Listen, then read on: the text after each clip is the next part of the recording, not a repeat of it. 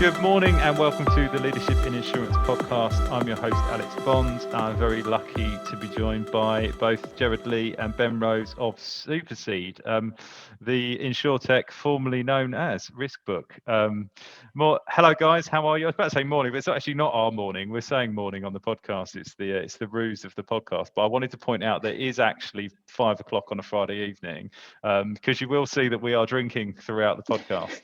But it's not because we're drinking on the job in the middle of the day. It's because you guys were kind enough to join me at this hour. But how are you both getting on? Are you well? Yeah, very well. Thanks for the digital equivalent of a pub on a Friday night. So we appreciate it. Yeah, I hope it doesn't sort of descend into that sort of pub atmosphere too much. But yeah. And Ben, how are you? You were silently sitting on mute there. Yeah, all very good. Glad to be approaching the weekend. I've got a fun weekend ahead. We've got Lloyds lab pictures coming up, and we have to record videos for it. So I'll be doing video takes all weekend for that.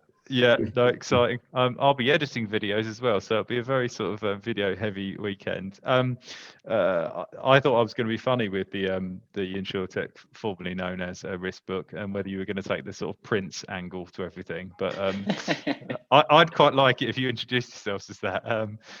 But before we get into the kind of name change, Ben, I think you've been nominated to do the kind of "This is who we are at Supercede." If you'd be so kind as to tell anyone who doesn't know who you are, what the business is and what you guys do. Yeah, absolutely. So Supercede, we're an independent reinsurance technology company. So we focus exclusively on reinsurance, and we do it for all of the sort of key parties in the value chain: cedents, brokers, and reinsurers across 3 main solutions.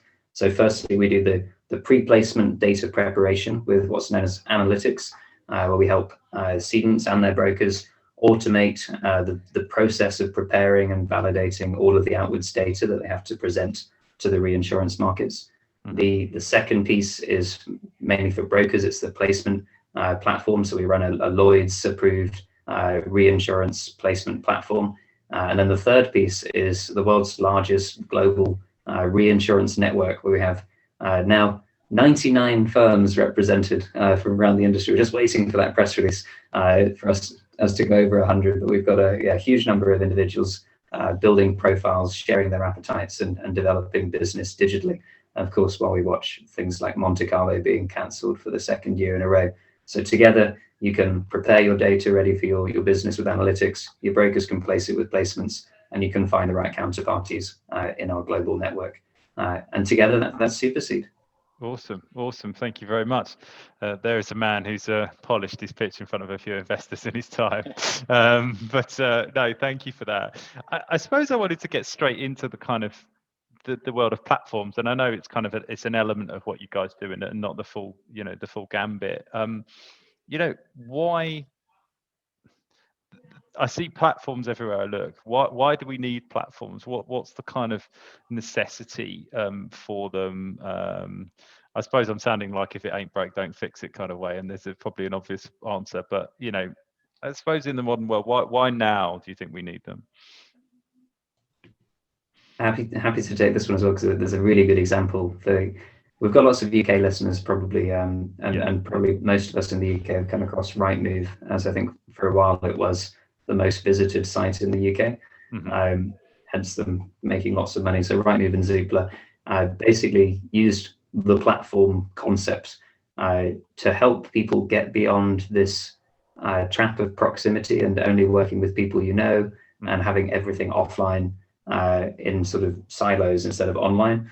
So if you think about it, using that as the example, but more generically here, you had estate agents that you would go to, and you'd go to your local estate agent. They would take a physical picture of your house almost and put it in their shop window, and you were banking on the fact that their shop window was better than you going out handing out flyers yourself for advertising your house to potential buyers. And so they would sit there and hope that the right person happens to walk past the estate agent window and decide that the house was suitable. And likewise, if you're looking on the other side of the transaction for a house, you had to hope that you walked past the right estate agent's window to find, the house or apartment of your dreams. Rightmove, Zoopla, all of a sudden, all of those estate agents all over the country can be viewed in one go by those people who are trying to find their dream house. You can search, you can filter, you can look at floor plans, you can look at local schools checkers. I'm not doing a sales pitch for Rightmove and Zoopla, by the way. I think they're doing all right without you, actually, Ben. Indeed. But yeah, so those guys obviously have a much better experience from the buying or letting side. But equally, the estate agents, get way more intelligence about the deals that they're placing. They can get that information out to way more potential buyers than just those that happen to walk past their window. And in the reinsurance industry, it's very similar. The same idea applies, not so much with a local national level, but almost on a global level. You have the situation where the shop window might be the London market or the Lamb pub or Leadenhall or whatever it might be. You're holding up your risk or walking it around Lloyds and hoping you see people there, or if you're in Bermuda, hoping you meet the people there, or people you happen to have met at a conference somewhere in the world. But it doesn't get that true exposure that could get it the best possible capacity if you were able to network more efficiently with people all over the world. And then again, tying into that, the digital aspects that are key to the risk, so the equivalent of the floor plan, the equivalent of all of the photos, etc. So the underlying deal data that we capture in analytics, having that in an instantly shareable digital location and not lost in a spreadsheet and an email somewhere. Similarly, having the deal data, so what's the actual structure of the contract, always to hand, so you can just open up that deal and see it all there, rather than digging through the folders from a year ago or trying to find some colleagues who's left notes that are buried away somewhere. Getting it onto a platform really transforms the way that you can manage a portfolio of deals rather than sort of one at a time manual administration. Sure. And I think maybe your Rightmove example has a sort of benefit of answering kind of my second question, which is meant to be a bit provocative, but you've crushed it, because I was going to say, does this risk making things like platforms, does it risk making the role of like the broker obsolete over time, or but then looking at your point, does it just mean that it sort of slightly changes the tools that people use and they just have to add more value? So estate agents have to do, they do VR walkthroughs and all of that stuff now that they didn't used to do. Is that the way you kind of see the market evolving? Yeah, we think we like the analogy of the home purchasing one quite a lot, because you have the importance and the magnitude of that decision, and the importance that the role of that intermediary plays. So for the insurance companies, even the largest ones who buy 30, 40, 50 reinsurance programs a year, their collective reinsurance spend is the biggest expenditure that they have every year. And in the same way that when you're buying or selling a home, could you remove a little bit of the cost by going around an estate agent? Possibly, but do you really want to? In a lot of ways, right? There's a huge amount of risk that you're taking on. If I just have my house and I'm just selling it directly to you, there's always this risk of what's unknown and undiscovered. And this professional who sits in the middle to sort of help manage and navigate the whole experience is a really important one, and one that we want to sort of empower and give them a toolkit to make sure they're getting the widest audience and the best potential pricing and all of those things, but by no means pulling them out of the equation, because the role that they provide and the services they provide are immensely valuable to both the buyer and the seller. I also think it's a really important one, because with that being their full-time role, they see so much of the market. The understanding of what pricing trends are doing, what purchasing structures are doing, what's happening is profound, because that person's job is only to sit within that in that intermediary position, where if you remove them, the client's only making a handful or a dozen of these purchases. They're removed from this bigger vision of what's happening because they've lost all that insight. So we don't think that the role of the intermediary is going away anytime soon. I think you're exactly right that they will be forced to lean into where they really add value, and they'll be further and further like, there'll be challenges around improving the value that they add, but I think it's a significant role that they still play, and that they still provide a huge amount of value there. Because is that where the bulk of the competition in this space comes from? Because a lot of the kind of larger brokers have built some of their own solutions in this space, or at least they're trying to. Is that where you see the bulk of the competition in your space? A little bit. If you use that Rightmove example, it's the difference between a platform and a website, right? So yes, Hilton has a website. Yes, you can go onto it to book a hotel, or yes, Foxtons, for the UK listeners, have a website. You can go on there and look for homes. But the value in the sort of aggregation of those, and not to say that, it's a pure aggregation play, but the value in being able to go to one place and seeing an array of risks or properties or hotels, it allows you to find what's really right for you at the different points in time. And the aggregation piece doesn't mean we're driving purely towards price. It means we're driving towards the best option for you, right? You're not looking for the cheapest price in the area, but the one with the most bedrooms, or the one that has a pool, or the biggest garden, or whatever sort of your family has identified as the biggest need. Reinsurance operates in much the same way. Price is an important factor for sure. And as you have increasing capital coming in, other things, price is always a big discussion point, but it's not the only one, right? Quality of paper and partnership history and all these other factors play a significant role as well. So when you look at what the big brokers are doing with an in-house platform, that's one platform for one party, but these underwriters want to be able to source their deals in one place. They want to get the efficiency of integrating with a solution and getting all the data into their systems once. And if you just have it where everyone has their own system, we're not really solving the problem that we've come to expect the solution to look like from our personal lives. Yeah, sure. I'm glad you made that leap, actually, because that's something that I feel like I'm shouting into a storm when I usually bring up. But I sort of make this point quite often, that you can't ignore the impact of your engagement with technology in your personal life, in your corporate professional life. So if you hear the word insurance, your insurance experience with your personal lines motor insurer has to impact how you think about insurance, even if you're a sort of P&C, global P&C professional, because you go, okay, how are Tesco able to do things like take a photo of damage and then pay out instantly on claims? And we seem to be so far behind on our kind of technology. There's a technology debt that we're not able to catch up. And it doesn't seem to, in my mind, it doesn't matter that you're comparing two things unfairly. It's just not the way your brain works. My brain's not thinking, they're going, well, that's not fair. These have different factors. My brain's just going, technology.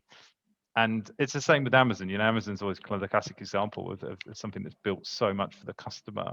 But you're one of the few people that have come on and kind of just gone, yeah, no, it does impact how you kind of personally, it's your expectations, I think, is the term that you just used. And I think that's absolutely right. I think I'd add to that as well. It's almost too easy in the commercial insurance space and in the reinsurance space as well to look at personal lines insurance as where they should be hitting, but actually that's still quite a low bar. We've got this whole gamut of experiences we have in our personal daily lives, be it using social networks, be it using all sorts of strange apps that have been invented over time. And we shouldn't rule those out as things that could impact and really change the way that we experience our careers as well. And there might actually be some things that we can do in commercial and reinsurance that you couldn't do in personal lines insurance because of various restrictions they have that maybe we don't. So yeah, it's really exciting when you look at all of these angles. I remember when I was at Lloyds, actually, we had this really funny innovation sort of seminar question thing that went on. We would just launched, I think, the innovation pillar of Lloyd's new strategic pillars was way back in 2014 or 2015. And they said, right, digital innovation happening everywhere except here. What do we do? And so we made this giant mind map of all of the different things we'd seen, and then trying to apply the same concepts to Lloyd's. And it was like, okay, how about eBay for risk? How about Amazon for risk? How about just taking any kind of app or concept we could find and seeing how it fitted in? I remember even looking at Tinder for risk. Everything, potentially had an application, and it was just thinking through what have they applied to bring supply to demand and to efficiently help match them, and taking that forwards. And I think it's certainly helped us think about how we can build our model. I think one great example, Jared, I don't know if you want to talk about the Opentable model, because there's another great one, restaurants. That's a thing that inspired what we do.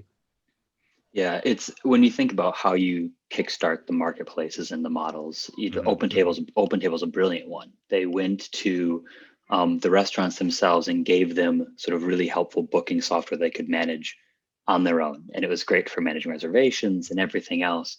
And then as they got those restaurants on board, they started opening it up to this much wider audience of potential diners, back when such a thing was allowed in this country.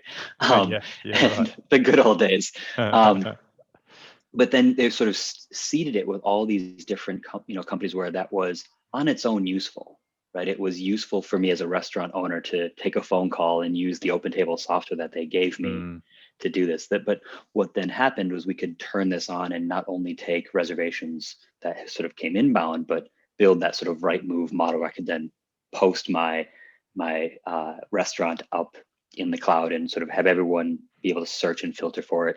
And then it became really powerful because they also then allowed restaurants to push out promotions, to push out, they have a lull on Tuesdays and Wednesdays. So now they have 20% off at their restaurants on those two, and they gave this way to really optimize the utilization of those restaurants off the back of what was a valuable software in its own right. So when we think about what our product is doing and where we start, it's how do we build that first version where it's valuable for brokers to use our platform and for the network and for the clients to create their data packs. Like, it's valuable in its own right. And as more people get plugged in, servicing that becomes increasingly valuable as we open up this network effect component and open up to a much wider audience, because the more companies that come through, and then it all starts to connect to each other and everyone benefits in the aggregate. No, that's really interesting. I love the fact that, and I wouldn't have expected you to, don't want to be rude about Lloyds, but I'm surprised how wide you threw that open. And I think that's, for me, some of the challenges that we've seen in the sector and why we haven't seen as much innovation. But it happens in every sector. I mean, I've got a terrible website. Hands up, I have a terrible website. It's because I'm having a new one built. And the first thing the web designer came to me and said, "Oh, which other headhunting search firm websites do you like?" And I was like, "None of them. And why do they have to look like that?" That's, it's like, what are the best websites out there? What do they look like? What are, maybe it's service firms or my client base, InsurTechs, what are they building it like? And it's like framing your world with just like, what does innovation look like within insurance? And to your point, Ben, I think is absolutely the wrong thing to do. And it's like, how can we kind of bring in the best? Do you think there's a little bit of like that with talent as well? Because that's an observation I would make, is that we still do this thing of going, oh, we want the best technology people, or the best technologists must have insurance experience. I see on so many adverts and I kind of go, why? Yeah, it might be naive, but often I think, why? No, I think that's really true. I think you need the optimum kind of pairing of the execution piece. I think is where you want that brilliance and openness of mind to doing things in all sorts of different ways, but based on a problem that's really well defined by expert users. So Jared and I had great fun when it was just Jared and me on the sort of business side in the very early days. And we were getting we had our co-founding CTO, Jezin, and our first few engineers joining the team who had no reinsurance background whatsoever. And then we'd been coached by a few people. I think we'd been through a few different programs and things to make sure we weren't over specifying, what they should build, but rather making sure they really understood the problem and got inside the mind of the user. So we would be articulating these user stories that were basically very, very closely defined around the problem. So our broker character, who typically does this in their day, is stuck because they want to, contact all of these different counterparties and provide this to them and get this back from them and so on. Obviously, I'm paraphrasing quite a lot. Yeah, of course. Yeah. But then just sort of passing that to the engineers and going like, have at it. Give us 5 options and let's talk about all the different options for how we can solve this efficiently. And seeing that come back. I think other efforts, in a more traditional development cycle would have gone through over specification to some extent, where it has to specifically follow this micro diagram of interactions and things. But if you do that, you miss out on actually finding better ways of achieving a solution to the same problem, and you forget what the original problem was, and end up stuck down a very well-defined avenue. And I think that's actually one of the things that has actually helped the need that we identified early on for a reinsurance specific platform, because what we found was many of the insurance focused platforms had been over specified for insurance. And then when you tried to turn them on for reinsurance, they just fell over on their faces because they had over specified kind of pathways that had to be followed that just didn't apply in some cases for reinsurance, or missed pathways that you needed and didn't have any flexibility built in to the way that they worked. And so we've seen people trying to wedge reinsurance deals through those and going, it's just not it's not the problem set I'm facing. I don't understand why there's this whole section for me to fill in. I don't understand, why I have to even engage with this piece. And the bit that I actually want isn't there. You really have to make sure that basically whatever's being built is actually responding to the problem set of the users and their pain points. But in terms of the creativity, you need talent that's just going to think outside the box and find a really effective way to tackle that problem, and then obviously test and iterate to check that it actually is solving their problem. Yeah, because I think it can be easy as well to hide behind the language of your target market, so the language of insurance, and just say that other people don't understand. But it's that's a defensive kind of attitude, and it's like, well, they don't understand, but it's not that hard to explain. So let's explain it to them and then see what they can come up with, because it's the classic thing of, there's no point hiring really smart people and then telling them what to do in their specialist area.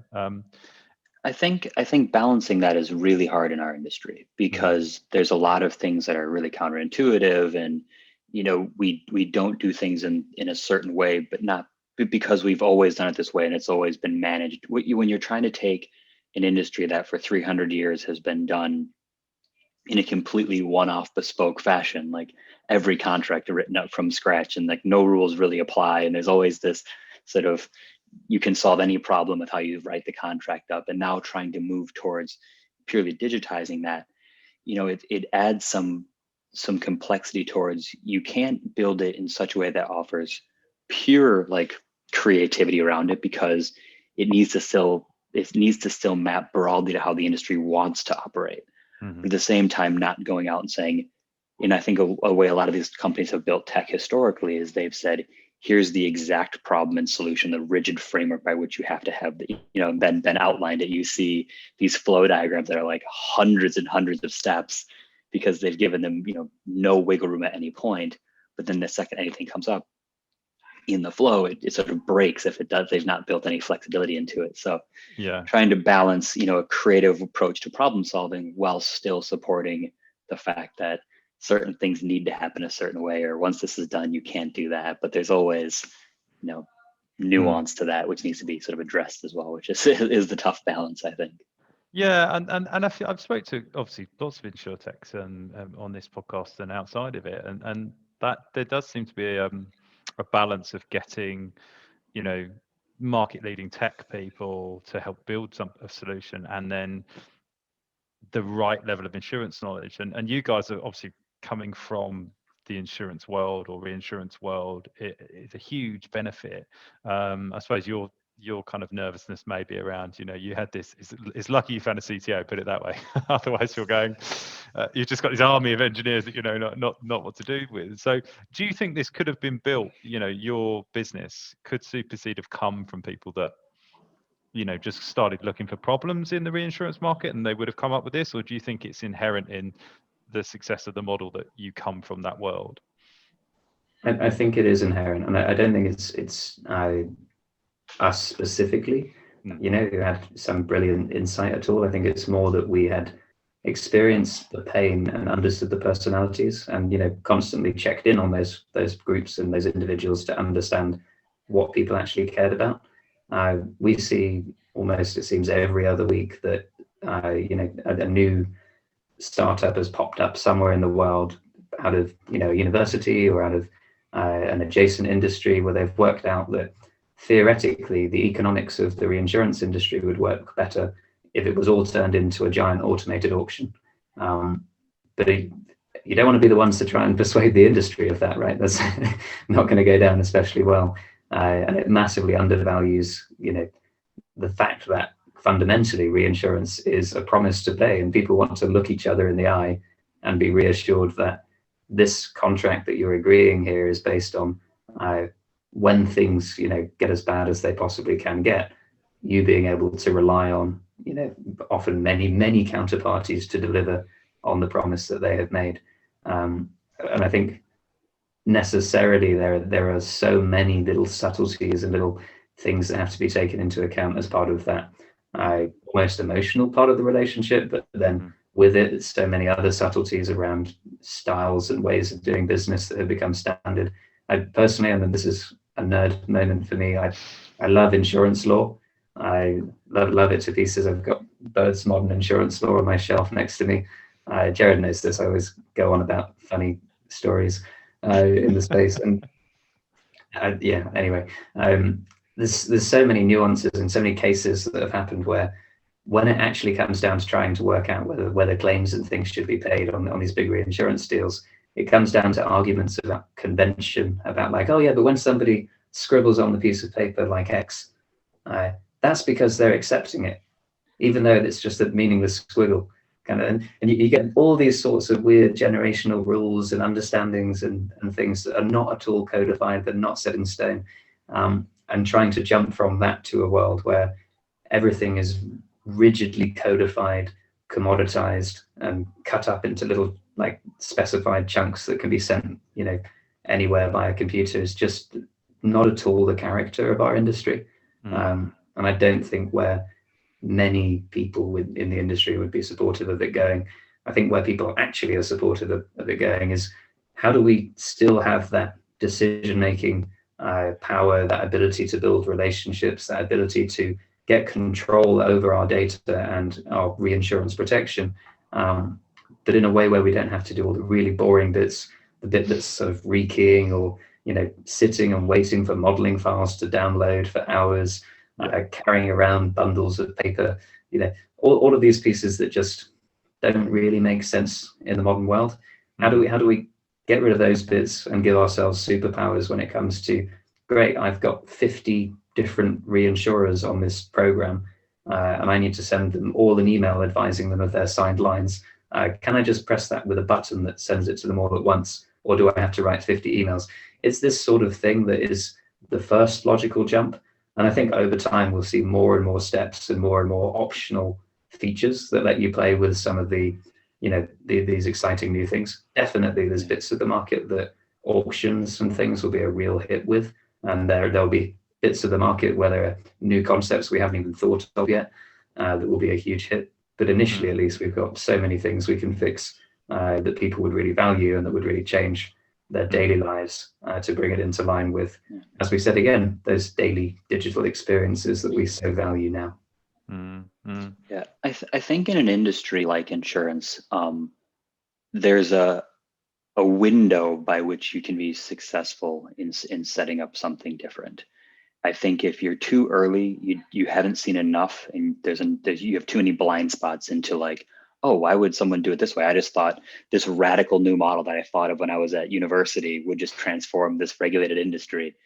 And if you pass that window, then you're too jaded and you get into this sort of rigid framework we discussed earlier where, well, it has to be this only this singular exact way because I've seen the 100,000 cases that this, where this one example happens. And you have to have that be in that window where you know enough to navigate the nuance of the space, but you're still willing enough to be creative and challenge where there's opportunities to do something different, where you go, well, that piece have to be the same, but this piece can change. Mm-hmm. And knowing what you know and knowing what you don't know and what can and can't work, I think there's a window there that allows you to do that. And I think when you look at solutions that have been tried and done before, it's very glaring, people who've fallen in the you don't quite know enough yet category, and people who have gone, this is exactly what I'd expect after 35 or 40 years as an underwriter. This is what you'd look for or something. Mm-hmm. So Mm-hmm. I think solutions built by the big incumbents fall into the latter, Mm-hmm. because they start with the senior leadership team building out their digital strategy, and then they go to their in-house IT teams and they sort of build out what this needs to do and look like.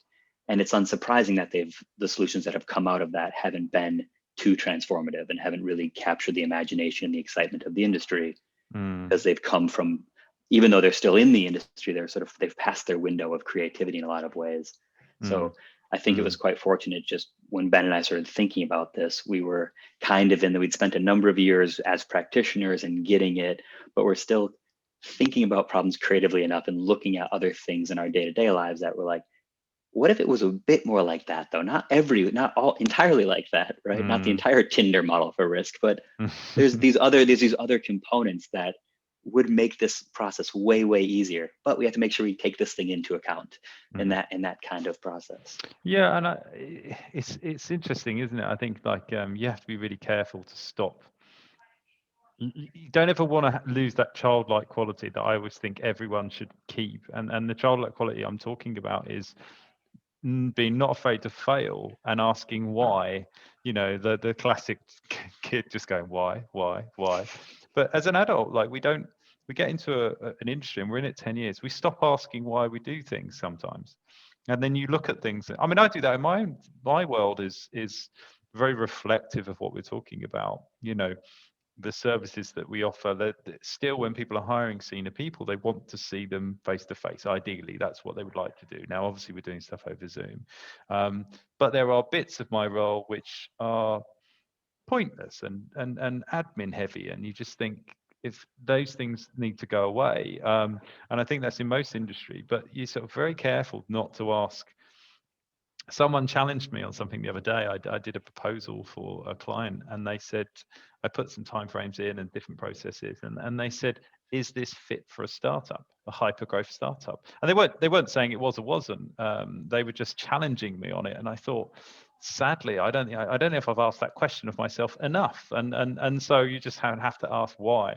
Sadly, I probably fall into the category of too jaded to change now, so I need to I need to get someone that's got more innovative ideas on board. But no, I think that's kind of universally a challenge. And just the last point on the kind of tech issue, I think one of the big incumbents, one of the challenges that someone else raised was, if you think about the tech role within a large incumbent, it's generally speaking about maintaining legacy and making them work, and making all these systems that shouldn't talk to each other, and that's a skill. It's also a very different skill set to sort of blank sheet of paper creative tech innovation.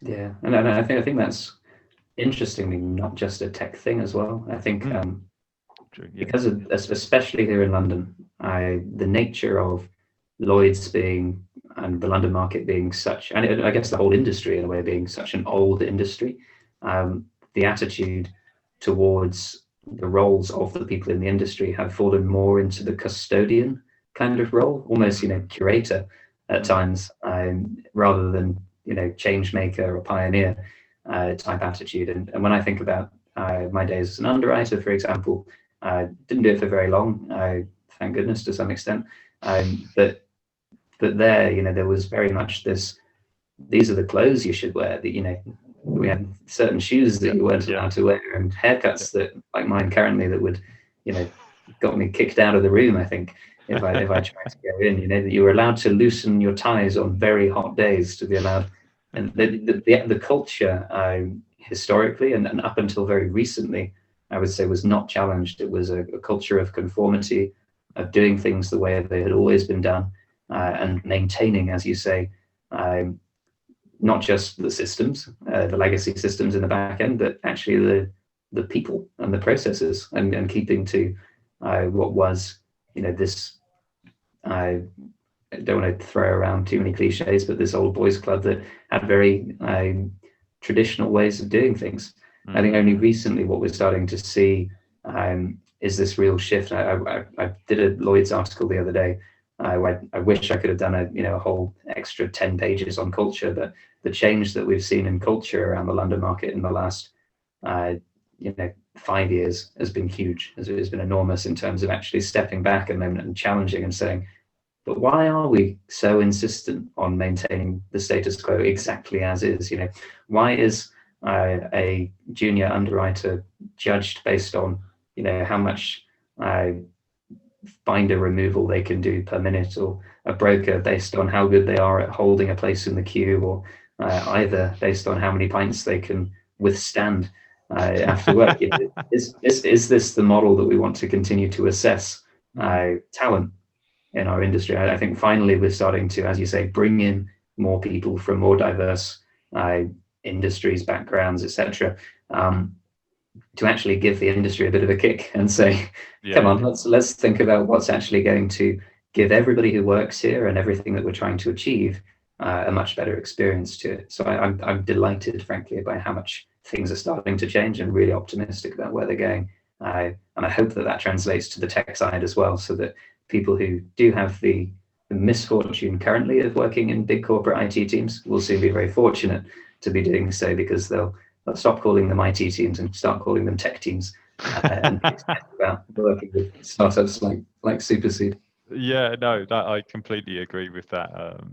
Entirely. I literally was laughing as you're saying, because I wrote something about, there was a whole thread going on LinkedIn today about the article that Lloyds have just announced they're going to relax the dress code, and people were saying, being put to the back of the queue because they had tan leather shoes on, and I had the front pocket of my shirt ripped off me because I wasn't supposed to wear pockets on shirts, but I didn't know, because I'm a working class boy from Essex, and my dad was an engineer, and the story, I remember going back to my dad and going, I need to get shirts without pockets, and he just went to me, but where do you put your pen? Because he's an engineer, so that's all he cared about. But I wanted to kind of shift the conversation and talk to you about investment, because it's a really popular topic. You guys have done 2 rounds of raising, is that right? One quite recently as well. Is that relatively recently? About a year ago. Yeah. So, was your insurance experience particularly USP from investors? It was one question, and secondly, just kind of how did you find that process? What was the level of frogs you had to kiss before you got to the prince? I always want to kind of know the volume, because it sounds like some sort of pretty arduous process, but some people don't find it that way. But it's a really interesting one, especially for a startup in the reinsurance space, because we always start every investor conversation with, have you ever heard of reinsurance, and how much do you know about this? and then they'll say like, oh, we know a lot about this. It's, I have insurance for my car. You're like, okay, so nothing. And you go from there. But for us, there's a couple things really early on that made it more challenging in the earliest days. First is our commitment to being independent. So when you're starting with a reinsurance proposition, there's a select number of companies in the world who know what you're talking about, and we essentially ruled out all of them by saying we were going to go independent. So all the big corporate venture capital firms, Axis strategic firm, and all the others, he said we're not going to take any money from any of them. So now we're going into the investment sort of world with a really nuanced proposition for a nuanced industry, in a nuanced section of a nuanced industry, and trying to articulate to them what we're trying to build. And this is where the Zillow, Zoopla, Rightmove model really helped us to articulate that message. Once we got through that first round, we've been, had some incredible angel investors, and then we got support from Seed Camp really early on, as well as MMC Ventures, which isn't related to Marsh & McLennan. And then we got some early traction. And then from there, now we're talking to investors about our bigger vision, what we want to do in the industry. And the conversation has shifted. So it's easier a bit now as we have these conversations, but really early on, it was hard because you're trying to convince them or educate them on what the industry is and what the problem that you're solving, how it actually exists. Two, as we sort of mentioned a bit earlier, why your specific approach to it was the right one, rather than what if instead you just radically transformed it and did this completely different thing, like helping to articulate the reasoning behind why our strategy was what it was, and going from there. So that first part was more difficult, but now they've seen the team grow, they've seen our hiring capabilities and who we're bringing on, and our momentum and traction in the industry, and that's helping as we go forward. Did you was there any feedback to your early pitches that kind of changed the product, fed into the product at all? Because I imagine it would, but I'm an anxious person full of, and if someone says something and I'd be like, oh no, I better change it instantly. But you guys must have to be fairly robust to kind of rebuff those if they're inaccurate, but obviously open-minded enough that these are people that potentially could invest. Maybe you need to take it on board. Yeah, definitely. It was a really valuable experience, I think, in itself in the early days, because we started off, even before the sort of early stage funds got involved. We were going around our friends and mentors in the industry to see if we could get any investment from them. And our early angel investors, I think we had total something like 19 independent individuals from all over the world and all over the industry, who we had to convince basically that we were going to do something with their money. And they were all experts, in their own particular niches around the industry, and could really challenge us on various pieces, which is a great tribute to them that they still invested at the end of that. So we must have said something right. But we're eternally grateful to them, obviously, for giving us the fighting chance that eventually now has matured into an ever stronger company that we've become today as Supercede. It gave us going out there, with some giant vision of how Supercede will conquer the reinsurance world, some real rigorous testing of, but you're going to come up against this hurdle. And, in my company, we would never sign up if X was like that. And, from my experience of 40 years as, treaty underwriter, I would want this to be solved before I touch that with a barge pole. And going through that really rigorous process, I'm not going to pretend that every single person we spoke to invested. We probably spoke to a very large number of people in these roles who all gave us something to take away, and that really helped us to refine the overall vision, but also the steps that we would take and the strategy would take along the way to building up the pieces that would get us there. I think that's one of the hardest things in sort of the jobs that we have, is having enough of a North Star and enough of a commitment towards what you want to do and why, sort of a reliance on first principles, to take an enormous amount of feedback on board and then know what feedback you should definitely action and what feedback you sort of put a pin in and keep an eye on, and what feedback you go, yep, that I see why you would have said that, why you think that, but we're not going to take that approach. And navigating those things, there's no formula to that at all, right? It's purely based on sort of this broader vision. And I think one of the things that sort of the team talks about a lot as we, especially now as we scale and as we get more and more users coming on and we get more and more points of feedback, having a commitment towards what our bigger vision looks like and why we wouldn't do something or would do something that's a hard thing to do. And I think so really early on, especially with the investors, it's holding course to a degree, but always being willing to take on feedback and listen to things, but having a general idea of what the end goal, what is, and trying to use that feedback as, is this supportive or not? And how risky is it if we ignore this advice? Like, what is the risks that we're taking on if they're right and we're not? So you're always trying to balance these points of feedback. But I think I was talking to another founder yesterday, and we were talking about how much he should iterate his pitch deck and iterate following investor meetings. And it was a similar kind of answer. I was saying, you always want to take the feedback on board and you always want to continue to tweak it. But if you're constantly updating your deck based on what the previous investor had said, you're always going into the newest investor with the deck purely bespoke to the previous person you spoke to, and you're always like one. So you want to always go, okay, my message on pricing or the charging model or the go-to-market strategy, that might not be right. So, or it wasn't clear enough. So I'm going to sort of make some revisions there. But if they say, do this radically different thing, and you're just constantly shifting, so you have to have enough conviction in your North Star to hold course, whilst being willing to adjust along the way. No, I think that's really sage advice. I can imagine it's very tempting to continue to change stuff, particularly when you're sort of chasing that sweet investor cash.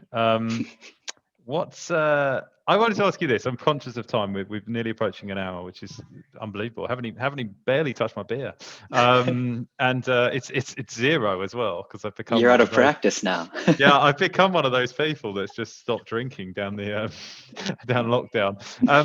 I wanted to ask you this, and you could either answer between you, because it's a bit unfair to sort of launch this on you because I gave you no prep. But I was going to ask, like, now you're running a business for the first time in sort of this context, and I wanted to know what the 3 big learnings you've had that may have surprised you, because you would have had lots of preconceptions about what it is to run a business and what it is to run a startup in this context. But what are your 3 big learnings that you've had, particularly that have surprised you? But you can cheat and do 1.5 each if you like, because that's a bit mean to go 3 each. Go. Yeah, it's a good question. Maybe one I would raise, I guess, is a startup is for life and not just for Christmas sort of message. You see all these wonderful films that give you a glorious montage of people working hard for about 5 minutes and then brilliant, billionaire success shortly thereafter. But the crushing responsibility of what you're actually undertaking is amazing. Like again, it makes it thrilling. It makes it, everything you're doing incredibly worthwhile and meaningful. But it's also a lot of pressure and a lot of expectation that just keeps on mounting. I remember, that the first time we got an investor, an angel investor, to give some money to us, and it wasn't, a spectacular amount of money, but that was suddenly, responsibility. And then when, about a few months later, effectively, we could add an extra digit to that, so we were getting into much higher numbers. And then another 0 on the end of that a year later. It escalates very quickly, and you're like, wow, people are putting a lot of faith in us to go out there and get this job done. But equally, you get the responsibility of the people in your team, that you realize it's not just a case of, well, we're going to go and build a startup and then we'll go and get loads of people and we'll go and solve this challenge. You're actually, an employer, and you're creating careers, or, helping people grow their careers individually. You're supporting families. You're helping people make lifestyle choices and supporting them through those. There's so much more to this than just, pursuing a cool side project. It really does take you to go full in. I personally, I'm somebody who typically, I think before we started Supercede, was very much somebody who would do lots of things at once. So, loads of sport and music on the side and all sorts of things. I've dropped almost all of that over the course of the startup, because I feel guilty. Any minute of my day that I'm not spending on Supercede feels like I'm betraying, so many people at once, whether it's the people who work for us, whether it's the people who've invested for us. And I'm happy to do that. It's a trade-off that I willingly accept, but certainly it came as a change of expectation. Once you actually got going, just how much is riding on you. So that's my first one. I'll let Jared. I love that. Jared's got to follow it with an equally snappy title. I can't compete with the dogs are not just for Christmas, a parody. I would lean into that a little bit. I think Ben raises an incredibly important point, and I know Amrit was on your show a couple weeks ago, and he stole one of my favorite lines from Dustin Moskovitz, who's one of the founders of Facebook, but around, you should only do this if you have to, because it's not just the stress that we undertake from that perspective. And I remember the moment where we were sort of raising angel money so we could quit our jobs, right? I think running a startup is either for rich men or poor men, right? If you're sort of making your way through life, it's not a job you can really jump out and do. But I remember the impact when our CTO sort of was like, calls me and he's like, I've quit my job now. I was like, oh wow, so you have no income, and we have a few investors who verbally committed to giving us money, and the weight that had. But I read a really good article the other day, and it was about the partners of founders, and not just the weight that we carry, but like the burden we put on others in a lot of ways. And that's something that resonates with me a lot. And Ben is fabulous, and he holds me to account, like when I'm on holiday, to be like, you need to not be on Slack right now, like because you do have this sense of guilt to be available and make sure that you can touch people, but it's trying to balance not just the team and the investors and people who sort of are relying on us in that way, but at the same time, the people who rely on us sort of in our personal lives, and threading that needle. I think the weight of that is quite heavy. And, and Amber was quite funny on your show, but he was talking about how there's all this, dreams of glory and yachts. And again, the montage. So you work hard for 3 years and you get, it's like, it's, that does, that isn't taken into account very much. Another big learning that I've had, it's hard to distill it down into a couple. I think the magnitude and the speed by which we are learning is profound. The other week, we were going through, I don't know why, we were going through an old pitch deck back when, I think I was telling Ben about this the other day. And we were sort of flipping through it on a Friday night over beers, and it was this sort of 35-page intro pitch deck to what the risk book at the time was, and what our model was and how it's going to all work. And that deck is 17, 18 months old, and it was unbelievable how little we knew. Like, it was comical looking at our thinking from then and what we thought it would do and how it would work and all these different things. And when we look back, like on quarterly reports or on a yearly basis, just the size of the shift in not just where the business has come and what we've done, but how much our thinking has changed around a huge array of components, from culture to finance to fundraising to everything else. And I think they always sort of talk about how it's this sort of it's good for people who are just aggressively learning all the time, but the steepness of that learning curve, I think, is something that is more surprising than I thought. Like, we'd read a lot and we studied a lot in advance of doing this, and we're kind of like, okay, we've got a strategy now, right? And it's that classic, your plan is what's the phrase? The best strategy falls down at the first sign of combat, or something to that effect. I always just think of the Mike Tyson one, which is like, everyone's got a plan until they get punched in the face. and I think that applies to life and business really aptly, because one thing I was thinking, because obviously, I always say I work for myself because it's just me, but there was a point where I grew and I had a team, and it was the sense of imposter syndrome, was that you go out there and you go, right, come and work for me, and then people say yes, and you're like, oh wow, okay, yeah, sure, this is a great idea, this is what I want, and then the responsibility that Ben was talking about, and but there's this constant sense of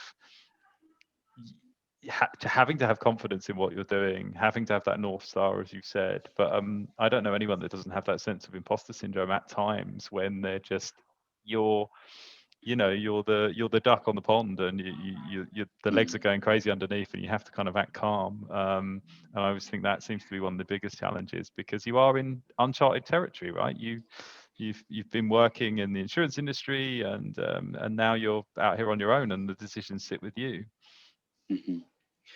Ben, do you have a third one? I know we've given you sort of we've stalled enough 1.5, maybe so 1.5 now. There's one that comes to mind that I'll come on to in a second, but I wanted to pick up just on the end of the point that you made there. I think in many ways we've been lucky with the industry that we're in, largely, and with the community that's come around Supercede, partly because of the need for it, but also just because of I think people's excitement around the mission and what we're trying to achieve. We're not alone in many ways. That's the thing that gets us through my third point, which was going to be, my goodness, it's a roller coaster. Like Jared and me calling, we have these sort of weekend calls or evening calls when we've got through all of the various bits of the day where some monumental at the time situation has happened, which changes the very nature of our expectations for what should happen a day from now, a week from now, a month from now, a year from now, and you learn to sort of ride the roller coaster and to almost expect that it's going to drop suddenly. And any decision you take with anticipation that it could launch you into the sky or it could send you plunging down, and you've got to be braced for that, and make sure that you're ready to keep the plates spinning. And I think the way that we've survived that largely has been through the community that we've had around us, be it the investors, the angel investors in particular, who've always been there as sort of guiding lights and close advisors to help us along the way. Whether it's been the under 35s reinsurance group and the under 40s reinsurance group were incredible in the early days. They came around us, they gave us a voice, they gave us feedback and access to an ever broader community. The early clients, the people at those clients who took time out of their day job to spend time with us to help us iterate on the solution that we were building. So I think without that, and again, you asked the question right at the beginning, do you have to be from this industry? I can't imagine trying to do what we did so far, or what we're going to be doing going forwards in a silo. You've got to have the industry around you at all times to support you, to tell you there's going to be another side to the roller coaster where you'll be going up again, and to be telling you whether to turn left or right as you spin round and round. So yeah, we're not alone, but it is an absolute roller coaster. And at the moment, we're on a really good upwards bit. I'm sure there'll be some other jumps and things here and there, but yeah, it's great fun at the end, and all the way through you come out smiling. So delighted to be riding it. Awesome. And that is I'm going to take that as a lovely point to get off the top of the roller coaster, and thank you guys for your time, because we don't want to overstay our welcome, because we've about hit the hour mark. But chaps, thank you so much for being on the podcast. I really appreciate it. Should people reach out to you if they're kind of interested in joining an insurtech? Are you guys hiring at the moment? What are your plans? I can put some links below if we need be. Yeah, definitely feel free to reach out to us either in LinkedIn. You can put our emails in the links. Where the team is growing, and it will be growing as we sort of scale and things. So we're always happy to answer questions and chat with people.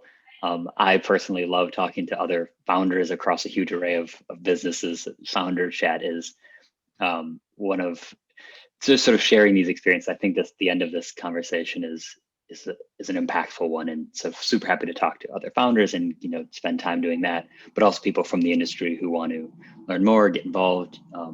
Please feel free to reach out. Awesome. Well, thanks, gents. I'll let you go, as it is our Friday night. So not what that means anymore, who knows? Maybe we can just have a few more of these in private. But yeah, exactly. Thank you once again. I really appreciate your time. Thank you. Thanks, Alex. Cheers, Alex. Cheers. Cheers, bye.